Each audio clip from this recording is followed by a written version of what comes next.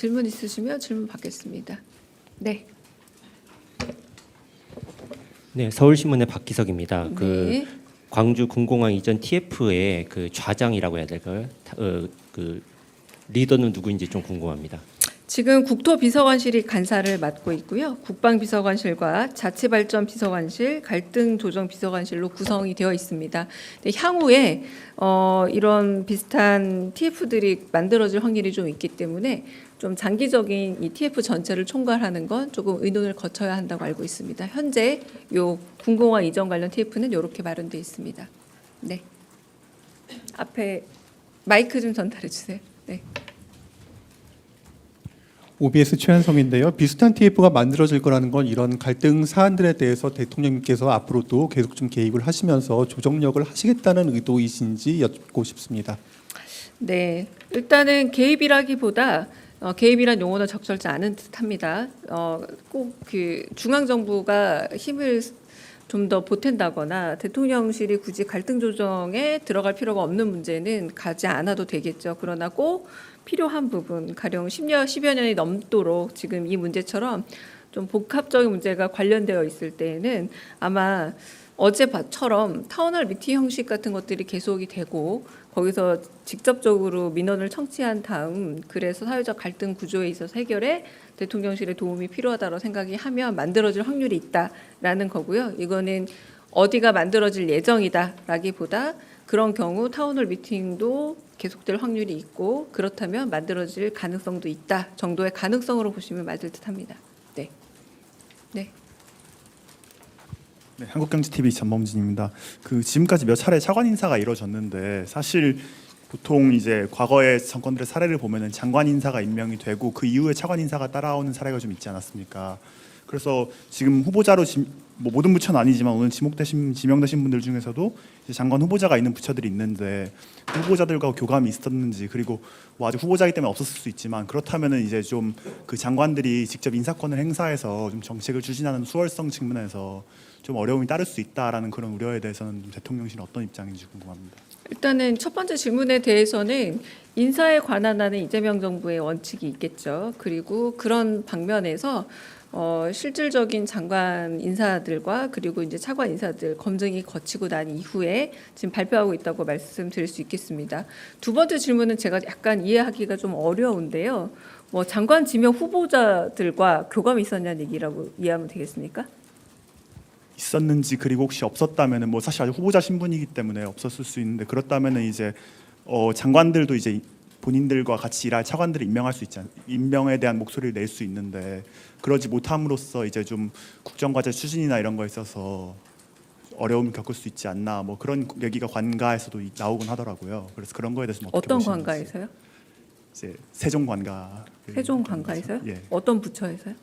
그거를 제가 말씀드리기는 좀 어렵죠. 제가 말씀드리기 어려운 네네. 부분이고 일단은 인사 문제에 대해서는 인사권자의 고민과 여러 가지 상황 판단 있지 않았을까라는 생각이 들고요. 장관은 제가 알기로 아직 후보자로 알고 있습니다. 내정자고 인사청문회도 거쳐야 하는 걸로 알고 있기 때문에 그 부분에 대해서는 제 판단에는 확인해 볼 여지도 별로 없을 것 같긴 한데 한번 확인은 해보겠습니다. 네, 저 매체가 어디신지 좀 네. 안녕하세요. 오마이뉴스 이경태 기자입니다. 어제 국정기획위에서 부동산 대책과 관련해서 단기적 대책 같은 경우에는 대통령실과 정부 그리고 국회가 해야 될 것이다라고 했거든요. 여기 관련해서 대통령실에서 부동산 대책 관련해서 좀 논의를 하고 있는 단위가 있는지 아니면은 대통령께 보고가 올라간 것들이 있는지 좀 궁금합니다. 네, 그건 좀 더 확인이 필요한 상황이라고 알고 있고요. 네, 확인이 된 이후에 말씀드리겠고 아마 뭐 확인이 된 이후도 뭐 관련된 그런 부처에서 혹은 관련된 처에서 먼저 브리핑이나 뭐 말이 있지 않을까 싶습니다. 현재로서는 좀 확인해 볼 사항으로 판단됩니다. 네. 네. 저 뉴스원의 한재준 기자인데요. 그 대통령께서 저번 수보 회의에서 이제 뭐 환율이나 유가 문제 언급하시면서 좀 대책 세워달라고 좀 제시도 하셨는데 오늘 회의에서도 좀 후속 조치에 대한 뭐 좀 논의가 있었을지 궁금하고요. 그리고 이제 뭐 그 경제 문제가 좀 시급한데 저희 지금 어떻게 보면은 경제 컨트롤 타워 격인 뭐 부총리 인선이 아직 안 됐는데 이번 주 안에 좀 낼 수 있을지 그것도 좀 답변 부탁드리겠습니다. 네, 첫 번째 말씀 같은 경우는 그 당시에 이제 중동 우리가 사태라고 부를 만한 좀 격변의 사건들이 있었던 시절로 기억이 나서 그래서 그 문제와 관련해서 혹시나 있을 유가 변동과 그리고 전체적인 환율의 변이에 대해서 추적하고 보고하라라는 말씀으로 이해가 됐고 그렇게 말씀을 하셨습니다. 근데 그 부분에 대해서 약간 잠정적으로 위험이 좀 해소된 상태가 좀 되지 않았습니까? 그렇지만 장기적으로 봤을 때 경제적인 변동 사항에 있어서의 국제 변화에 대해서는 추적하겠지만 아까 말씀하신 것처럼 당장 오늘 보고가 필요한 사안은 아닌 걸로 조금 정리가 된 듯합니다. 그리고 두 번째 같은 경우는 경제부총리뿐만 아니라 남은 내각에 대해서는 지금 빠른 속도로 지금 점검 중이고 그리고 한편으로는 그 내부적으로도 좀 살펴보고 있는 상황이라 그래도 너무 늦지 않은 선에서 아마 인선 발표, 내정자나 혹은 후보자 발표가 있지 않을까 생각은 하고 있습니다. 이것도 역시 구체적인 일정이 만들어지면 그때 공지를 하는 걸로 하겠습니다. 네, 네, 먼저 하고 다음에 드리겠습니다. 네. 네, 안녕하세요. 저 KBS 방준원인데요. 그러니까 어제 그 타운홀 미팅에서 로스쿨이랑 사법시험 얘기가 나왔는데 대통령께서도 점심에 이렇게 식사를 하시다가 얘기가 나왔다고 말씀을 하셨는데 어떤 맥락에서 말씀하셨는지 좀 궁금하고요. 그리고 대통령님이 어제 검토도 말씀을 하셨는데 혹시 이후에 조금 후속으로 조치가 된 게 있는지 좀 궁금합니다. 어제 이제 워낙 이동 동선이 길었잖아요. 소록도 갔다가 거기서 다시 이제 광주 오고 하는 꽤 만만치 않은 여정에서 이제 저희가 도시락 먹었습니다. 사실은 도시락 먹으면서 좀 이런저런 얘기들 편하게 주고받던 상황에서 그 요즘에는 판사나 검사가 되는 길이 오히려 이제 로스쿨이 더 많은 문호를 개방하고 많은 다양한 계층의 다양한 사람들이 과거처럼 시험을 본다기보다 아주 어렸을 때부터 좀 일테면 계층적 장벽에 갇혀서 여러모로 좀 다양한 계층이 접근이 어려워진 게 아닌가라는 걱정이 있다라고 그걸 대통령께서 먼저 말씀하신 게 아니라 얘기를 하는 와중에 저도 누가 먼저 했는지 기억은 안 나고요. 좀 얘기가 주제가 흘러갔습니다. 점심 먹으면서 막 회의를 한 건 아니었거든요. 근데 거기에 참석해 있던 이제 전하 정책실장이나 모두 좀 그런 측면이 있는 것 같다. 듣기로는 로펌에 들어가고 할 때도 상당히 좀 여러 가지로 현실적 제약들이 있는 모양이다. 이런 얘기들을 이제 서로 들은 정보 차원에서 약간의 이야기를 주고받았고 마침 어제 타운홀 미팅에서 사법제도 부활에 대한 민원이 있었잖아요. 그래서 그 말이 아마 그 점심때 나눈 이야기를 환기를 하게끔 해드린 것 같습니다. 근데 그 부분에 대해서 어제 또 대통령께서 하신 말씀이 있죠. 이런 거는 제도적이고 정책적인 부분이기 때문에 바로 어떤 변화를 말하는 건 쉽지가 않다. 그러나 그런 부분에 있어서 조금 그 음서제 같은 영향이 있는 것은 아닌가 좀 걱정은 된다라고 말씀을 하셨기 때문에 방금 말씀하신 것처럼 즉시 검토가 이루어질 사항으로 파악하진 않았고요. 하지만 그런 부분에 있어서 좀 아쉬움은 있다 정도의 의견을 밝힌 것은 맞다고 할 수 있을 것 같습니다. 네, 마지막 질문. 여기 질문 네. 먼저 받고 하겠습니다. 네. 안녕하십니까. 뉴스웍스 이한익입니다. 어제 타운홀 미팅에서 대통령께서 전국적으로 지역주택조합 문제가 심각하다고 하시면서 대통령실 차원에서 실태조사를 지시했다고 하셨는데 어떻게 진행되고 있고 어떤 조치가 이루어지고 있는 건지 궁금합니다. 네, 그 문제는 사실상 대선 후보 시절에서 경청 투어를 할 때도 어딜 가나 꼭 한 분씩 그 문제들에 대한 좀 토로가 있었습니다. 어느 지역에 가나 한두 분씩 꼭 그렇게 계약서를 들고 와서 지금 여러 이제 분양에 있어서의 문제가 있다라는 걸 좀 파악하신 상태였기 때문에 지금 전수조사 내지는 그런 부분에 대해서 정책실장에게 지시한 상황이고요. 그건 제가 말씀드렸다시피 전수조사 및 여러 가지 상황들이 필요하기 때문에 바로 결과가 나오긴 조금 시간이 걸리지 않을까 싶지만 전수조사 착수했다라는 것만 말씀드리겠습니다. 네, 여기 네. 네, 안녕하세요. 조선비즈 이슬기입니다. 어제 대통령께서 그 타운홀 미팅에서 군공항 부지 판매 차익 예상치를 이제 물으셨는데 지자체 간에 답하는 수치도 달랐고 또 최근 수치는 아예 안 나와서 대통령께서 좀 이러니 불신이 생기죠라고 좀 강조하셨던 걸로 기억합니다. 그래서 앞으로 TF에서 요 구체적인 조사도 실시하고 그 수치 같은 거를 언론의 브리핑 통해서 좀 알려주실 계획이신지도 여쭙고 싶습니다.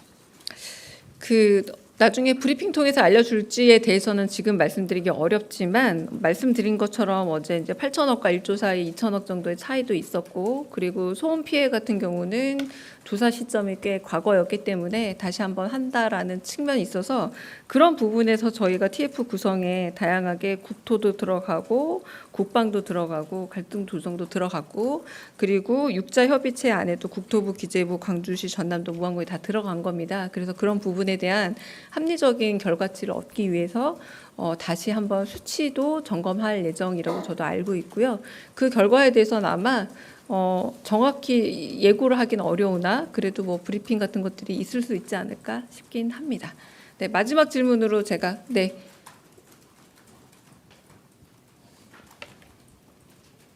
네, 대변인님 뉴시스 김용록입니다. 네. 어제 김민석 국무총리 후보자에 대한 인사청문회가 끝났는데요. 하지만 보고서 채택은 이루어지지 않게 됐습니다.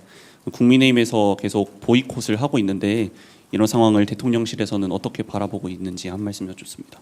그리고 질문 하나 더 드리면 생중계라서 외교 사안을 여쭤도 되는지 모르겠는데요. 그거는 좀 이따가 다시 물어보시면 어떨까요? 네. 외교 사안은 어떤 사안이라도 외교나 안보 문제는 지금 생중계되는 백불에서는 대답이 어렵습니다. 네, 다시 제가 이따 카메라 끄고 그거는 안보나 보안에 대해서는 보시는 분들도 오해 없으시게 요거는 하기 어렵다라고 미리 말씀드리겠습니다. 오늘 시정연설에서도 추경에 관련된 얘기를 하면서도 결국 여야의 합의에 의한 그리고 여야의 협조가 결국은 당정 협의를 넘어서서 굉장히 어려운 경제 상황과 민생고에 그 물줄기를 트는 데 있어서 큰 힘이 될 수 있다라는 내용과 요지를 갖춘 시정연설이지 않았습니까? 그런 부분에서 일단 그 총리 후보자에 대한 그 인사청문회 채택 보고서에서도 반영이 될 수 있는 내용이라고 생각을 하고요. 그럼에도 불구하고 일단 인사청문회 결과에 대해서 조금 숙고가 있을 거라 생각하고, 네, 어쨌든 여야의 그 일종의 합치 내지는 협의된 의견을 좀 저희는 촉구하는 바이긴 합니다. 네. 아까 질문, 네, 마지막 질문 듣고 네, 정리하겠습니다. 네, 프레시안 박정현입니다. 그 대통령께서 어제 광주에서 타운홀 미팅을 하시고 오늘은 시민들이 있는 골목 식당에서 식사도 하셨는데요. 이렇게 전격적인 대민 소통을 이어가시게 된 배경이 좀 궁금하고, 또 오늘 여론조사 결과 보면 국정 지지율이 62%를 기록했는데 어떻게 보셨는지도 궁금합니다. 네, 이재명 대통령께서는 취임 당시보다 더 지지율이 높은 대통령이 되겠다라는 포부를 밝히시기도 했습니다. 그리고 한편으로는 공약으로 내세운 부분에 대해서 하나하나 그 점검해 가면서 좀 이룰 수 있는 부분들은 속도감 있게 이루겠다라고 지금 계속 표방하고 계시고요. 무엇보다 오늘 시정연설은 다름 아닌 민생과 경제를 살리기 위한 추경 예산에 대한 국회의 도움을 요청하는 자리였습니다. 근데 무엇보다 이 추경을 통해서 결국 활성화되는 것은 소비력이 높은, 그러니까 받은 지원금을 대부분 소비에 쓸 수밖에 없는 시민들, 평범한 서민들이 훨씬 더 혜택을 보고 그로 인해서 경제 활성화의 마중물이 될 수 있다는 의미고요. 그래서 골목 식당에 많은 서민들과 시민들이 찾는 그런 노포 식당을 찾아서 이제 예고 없이 가셨습니다. 이제 경호 인력들이 대거 원래 움직여야 하는데 최소한의 경호 인력만과 함께 식사도 하시고 커피 혹은 이제 후식을 드시면서 좀 이런 방식으로 골목 식당 혹은 골목 경제가 활성화되어야만 이게 마중물이 돼서 경제가 살 수 있다는 그런 시그널로 보시면 될 것 같고요. 그래서 국회 도움도 요청했지만 한편으로는 그 몸소 조금 이런 표현도 하셨는데요. 그러니까 좀 집들이 인사 오듯이 이 용산에 오신 만큼 이 주변에 상인들을 직접 찾아뵙고 인사를 드리고 싶었다라는 말씀도 있었습니다. 여기까지 하고, 네, 혹시 카메라 이제 꺼지면 아까 질문 받도록 하겠습니다. 정리됐을까요?